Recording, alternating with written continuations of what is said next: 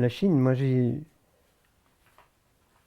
effectué 2 séjours. J'ai été invité la première fois par l'Académie des sciences où j'ai rencontré les anthropologues, les sociologues chinois. Pendant une dizaine de jours, on a eu des échanges intéressants.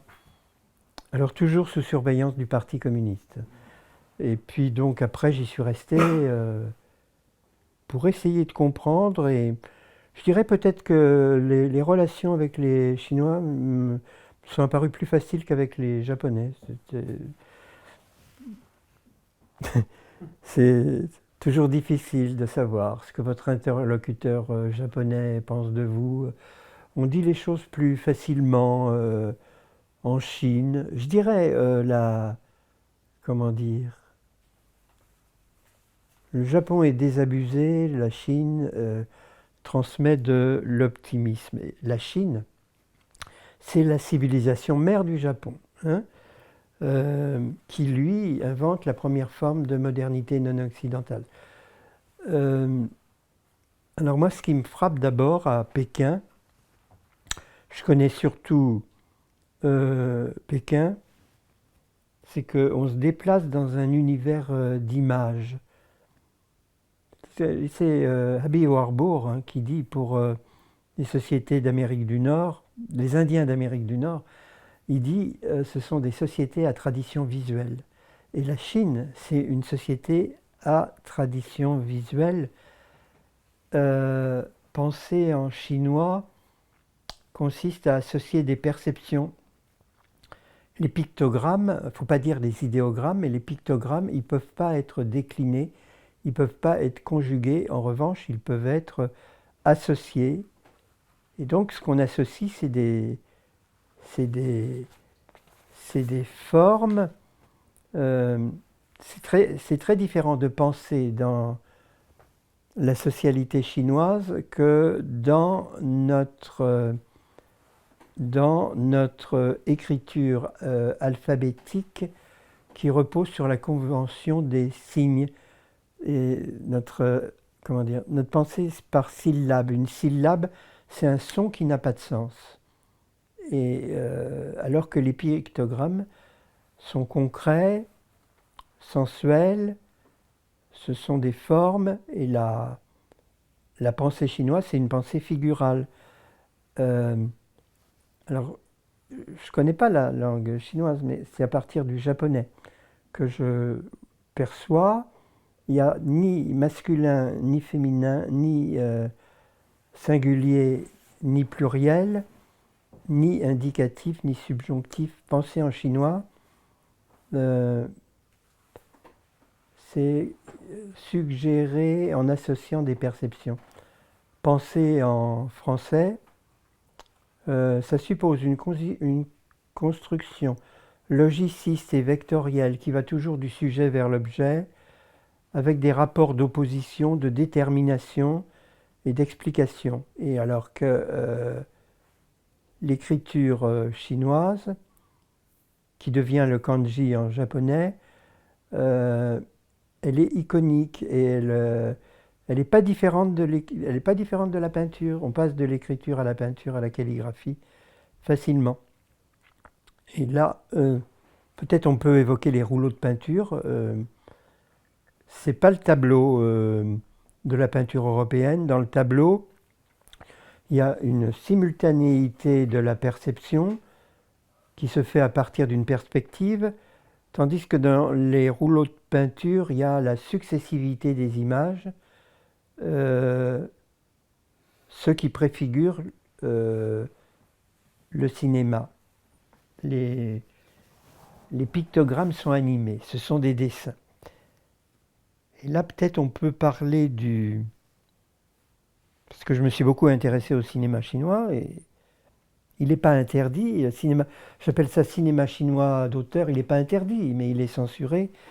Euh, les tout premiers films du renouveau chinois, du renouveau documentaire chinois à partir de Yang Zimu, c'est des grands récits nationaux, héroïques, épiques, alors que chez les cinéastes contemporains que je connais, c'est-à-dire Jia Zhangke,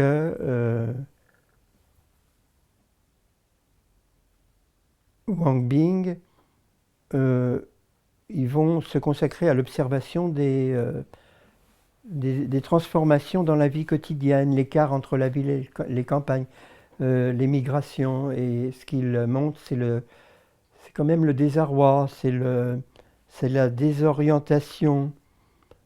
Euh, Peut-être je vais revenir sur les...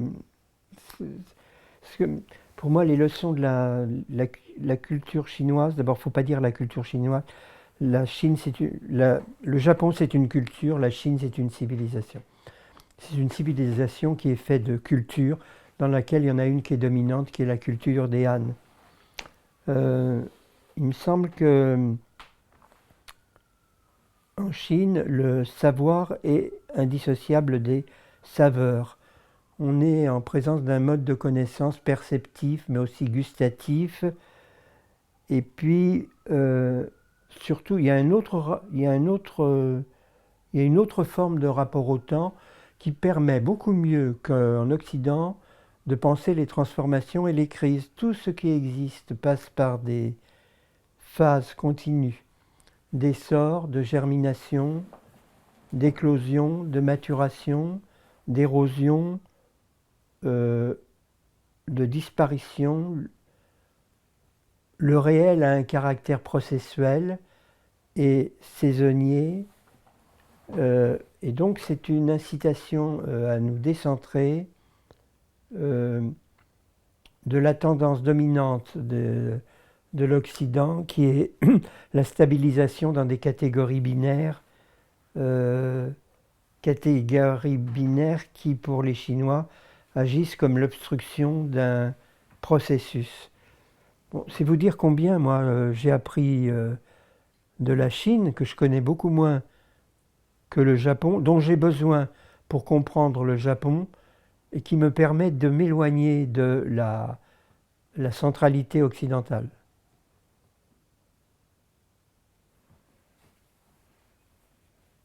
Mais, mais en même temps, c'est difficile d'y travailler, hein, parce on est toujours sous la surveillance du parti, euh, mais dans des relations de cordialité sympathique, au moins avec les collègues chinois.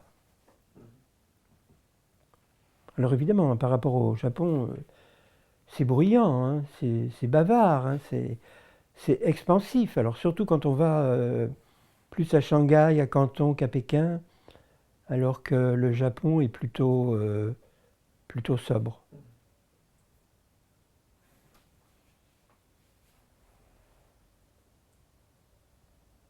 Un mot peut-être sur ce volume, une autre Chine.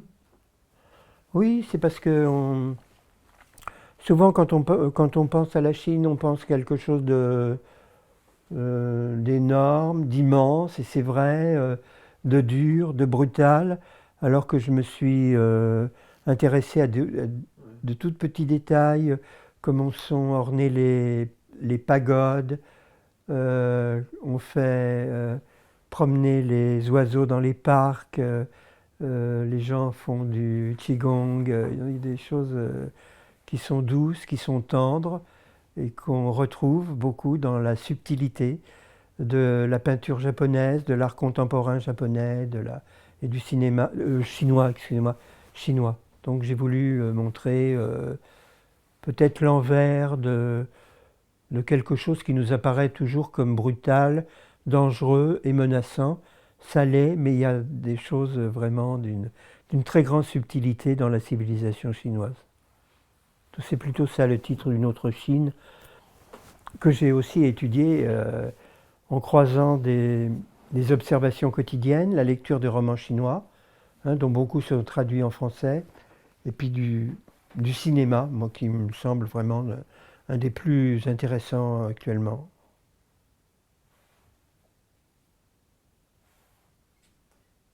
Vous avez aussi écrit sur la nécessité de sortir de la signification et d'entrer dans les intensités. Alors, je me demandais si la Chine a joué un rôle Oui, dans ce qui va suivre ensuite dans votre œuvre. oui, c'est que parce que il n'y a pas de, comment dire, la distinction signifiant-signifié n'existe pas. Euh, il y a du vide, et c'est vrai que ce qui compte, c'est les intensités du sensible. Donc, bon, c'est sûr que ça m'a beaucoup aidé. D'abord, ça m'a beaucoup aidé pour comprendre le Japon et puis pour nous comprendre aussi. Ouais. Oui.